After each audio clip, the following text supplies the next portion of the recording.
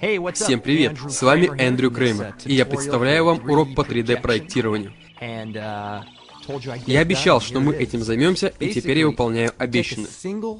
Фактически, мы возьмем одно единственное обычное изображение, и, спроецировав его на геометрию 3D, мы достигнем эффекта движения камеры в 3D-пространстве. Вот что я имею в виду. Alright, well that's the tutorial for today. I hope you guys... No, I'm just kidding. Как вы видите, я могу поворачивать изображение в любую сторону, хотя очевидно, что у нас есть некоторые ограничения. Такие как, к примеру, с этого ракурса никто снимать не будет. Поэтому нас не должно смущать эти белые границы за пределами изображения. Однажды определившись с доступными границами изображения, впоследствии можно создать очень динамичное движение камеры. Отвлекусь ненадолго. Я хотел сказать спасибо за то, что посещаете мой блог. Я ценю каждый комментарий к нему. Единственное, что мне хотелось бы уточнить, мы хотим создавать позитивно настроенное общество. Некоторые из вас выразили свое сочувствие Сэму Лоя по поводу того, как с ним обращаются в течение некоторых уроков на видеокопайлот. Но в этом ничего плохого нет. Мы разговаривали с ним на днях, и он сказал: «Однажды мы поменяемся местами, и я буду издеваться над тобой». Мы посмеялись и разошлись. Сэм отличный парень и принимает все разумно.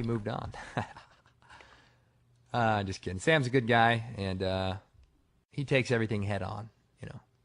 Head on into the wall, head on into my fist. Yes. You like that? I'll play on words there. All right, so back to it. 3D projection. Но вернемся к нашему 3D-проектированию. Возьмем изображение стены. Можно применить это к любому другому изображению, но на этом примере проще показать технику действия. Поместим изображение стены в новую композицию.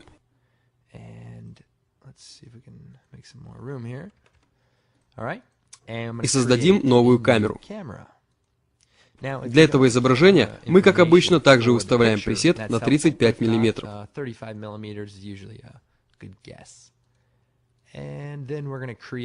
Затем создаем новый слой. Назовем его Walls. Сделаем ее полностью белой. Далее дублируем слой Walls и продублируем его столько раз, сколько понадобится, чтобы завершить форму изображения. В нашем случае достаточно 2 раз. В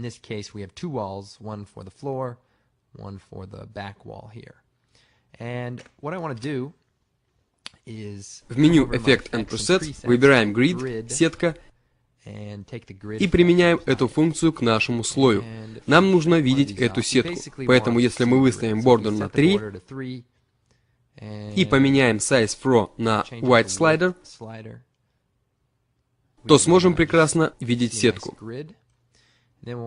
Затем копируем Grid во второй слой, Wall, и переключаем оба эти слоя в 3D-режим. Потом берем один из слоев и поворачиваем его по оси X с помощью Rotation Tool. Нужно заметить, что на самом деле мы повернули слой. Теперь берем верхний слой Wall и поднимаем ее кверху таким образом, чтобы оба слоя пересекались, примерно вот так. После этого мы опускаем оба слоя вниз. Теперь у нас получился своего рода пол. Выбранный нами угол обозрения не является правильным. Правильный угол выглядел бы примерно так. Но нас не должно это беспокоить, так как мы стремимся к тому, чтобы установить изображение таким образом, чтобы оно выглядело корректно в таком виде. Двигаясь по оси Y или по зеленой оси, двигаем нижний слой немного вперед. Вы можете видеть, что границы сеток при этом совпадают. Пока все идет как надо. Надеюсь, вы за мной успеваете. Теперь создаем освещение. В меню Light выбираем Point Light.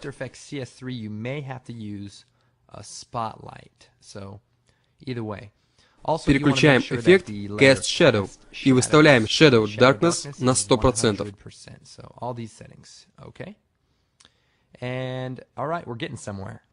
Кстати, прошу прощения, если мой голос сегодня несколько охрипший. Я ходил на футбол и ел снежный конус. И пока я ел этот маленький конус, мне в рот залетела пчела и ужалила меня прямо в гортань. При этом наплодило там много маленьких пчел, и они тоже начали жалить меня в гортань. Я чудом уцелел после этого.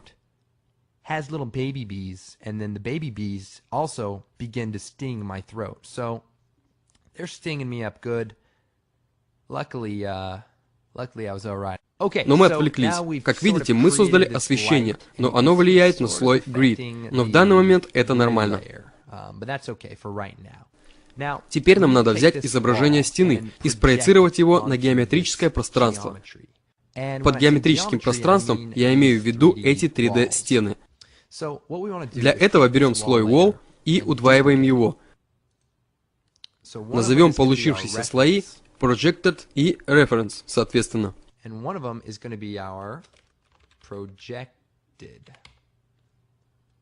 Otherwise known as the image that we're going to project onto the geometry.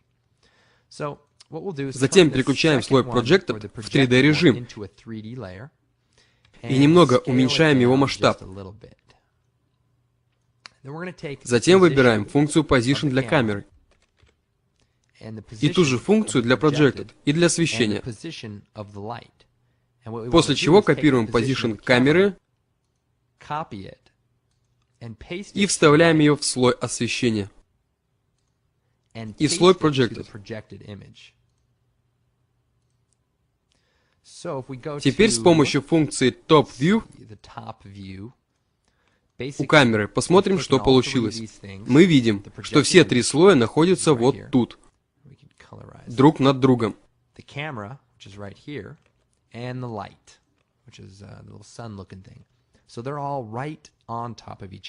Вернемся в режим Active Camera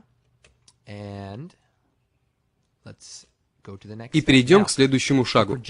Слой Projected сейчас находится под камерой, поэтому мы вновь возвращаемся к функции Top View и продвигаем его вперед так, чтобы нам было его видно, так как пока он находится под камерой, и мы не можем его видеть. Опять возвращаемся в режим Active Camera. И видим, что теперь этот слой находится прямо перед объективом камеры. Немного уменьшим его масштаб. Удерживая Shift, мы можем взять все слои и подогнать их по размеру в композиционной основе.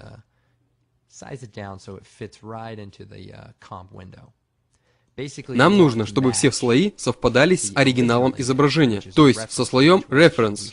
Заблокируем его.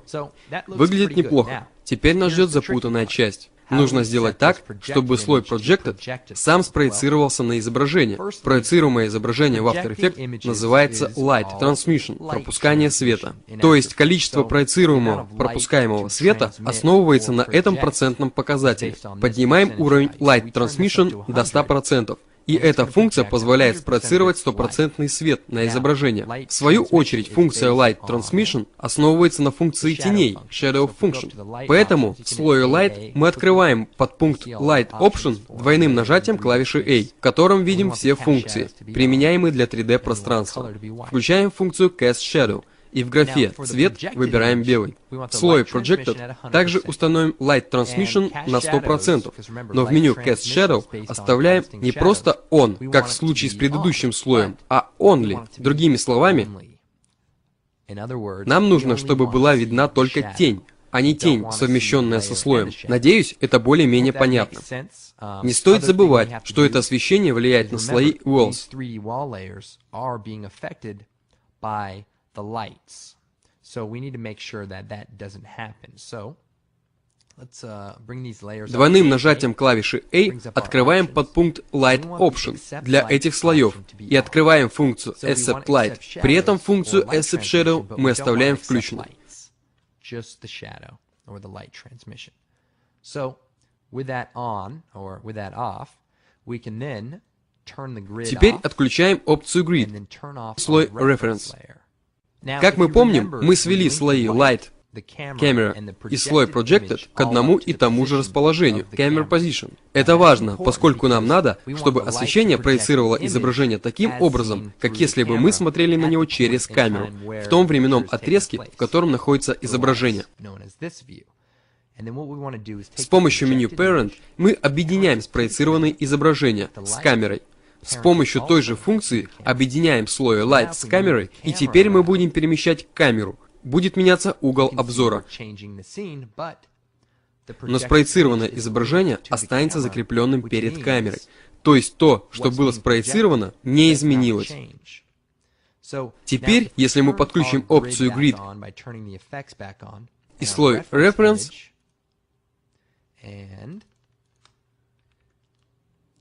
а в слоях Walls на время отключим функцию Accept Shadow, то мы сможем взять Camera Tool и поворачивать камеру до тех пор, пока изображение не совпадет с наложенным слоем Grid. Для удобного движения камеры можно также использовать Move Tool и Rotation Tool.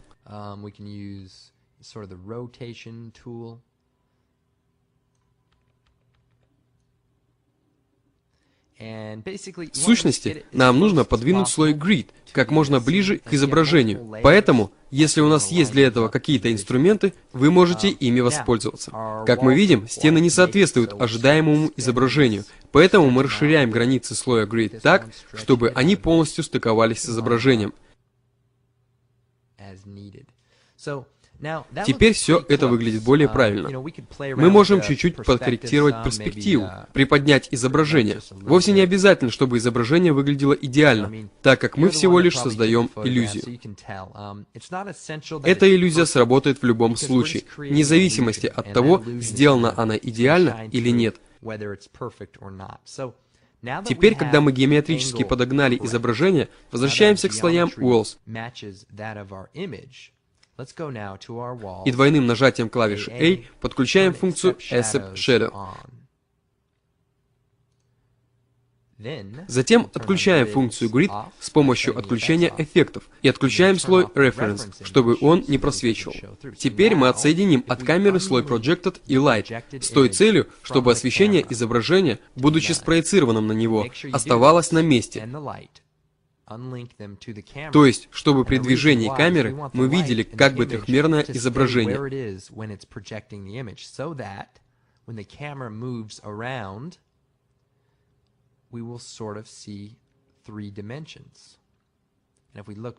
В то же время, если мы поместим камеру за изображение, мы увидим, что слой освещения и стены проецируют себя на создание нами 3D-структуры. Таким образом, мы можем приблизить камеру и совершать ею всяческие движения. Но дойдя до этого момента, я осознал, что кое-что было ужасно неправильно. Мы добавили теней. After Effects использует для этого так называемый Shadow Matte, который фактически является внутренним вычислением 3D-проекции. И выяснили, что проблема заключается в файле с изображением, так как у самого изображения значительно больше данных, чем у созданной тени. Тень содержит в себе только серые и черные цвета. Ее нельзя назвать несфокусированной, так как она лишена деталей. И в этом заключается проблема. Эта проблема сохраняется даже в том случае, если мы будем использовать изображение с высоким расширением. Но я нашел выход. В меню Composition Settings выбираем Advanced, Options. И выставляем Shadow Map Resolution на 4000.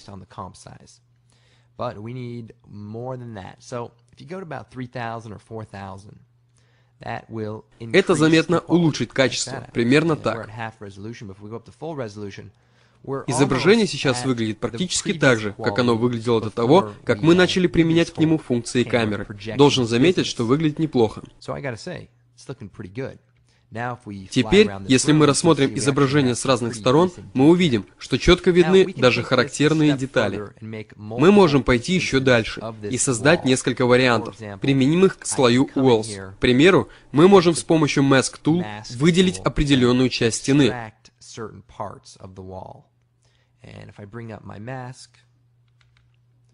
Mask Subtract.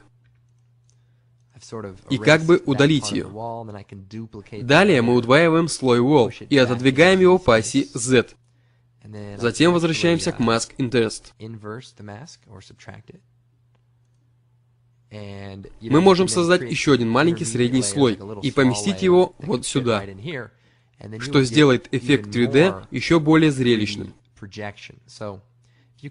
Для начала можно пододвинуть этот слой под дверь и сделать еще один небольшой слой, который подошел бы сюда. В общем, вы уловили основную идею. Чем больше слоев, тем лучше. Я мог бы сделать отдельный слой для огнетушителя и еще десятки слоев для прочих вещей.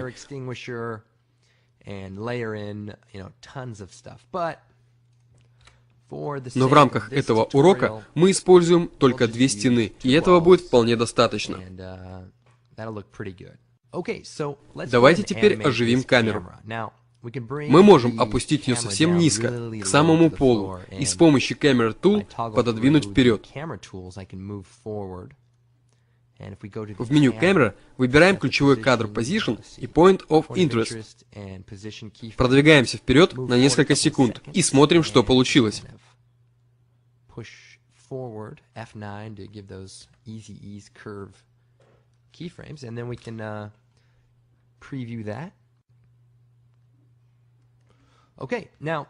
Причина того, что все это вместе выглядит больше, чем просто приближение статического кадра. Предметы, которые вы видите с близкого расстояния, неминуемо выглядят больше. Примерно то же самое будет, если вы поднесете ладонь к глазам. Она будет выглядеть гигантской. Если же кто-то на большом расстоянии от вас будет протягивать руку по направлению к вашим глазам, эта рука не покажется пугающе большой. Но если этот же человек подойдет близко к вам и вновь протянет руку по направлению к вашему лицу, вот тогда вы дважды подумаете и о своем лице, и о расстоянии. По крайней мере, я бы задумался.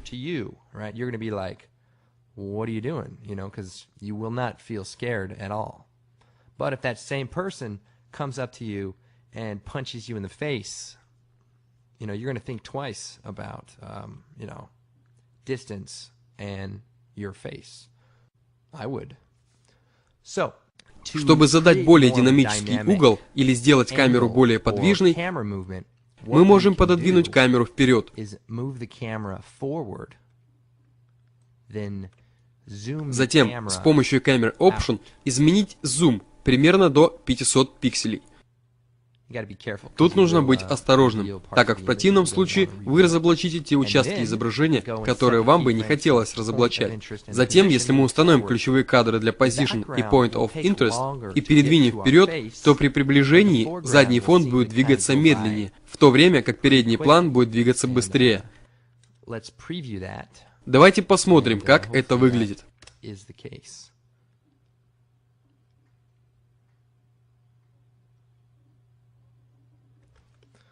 Как вы видите, пол действительно движется с большой скоростью, и мы можем изменить его масштаб, даже двигаясь не очень быстро. Другой занятный момент состоит в движении камеры.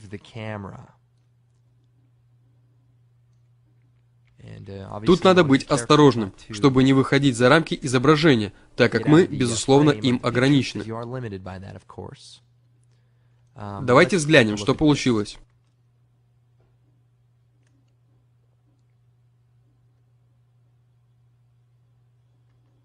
Ну вот и все на этот раз. Надеюсь, этот урок вам пригодится, так как есть масса вариантов, как вы сможете его использовать.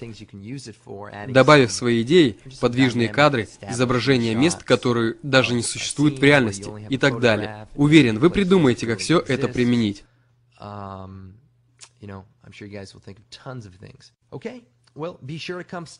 Не забудьте заглянуть на мой блог и оставить комментарий.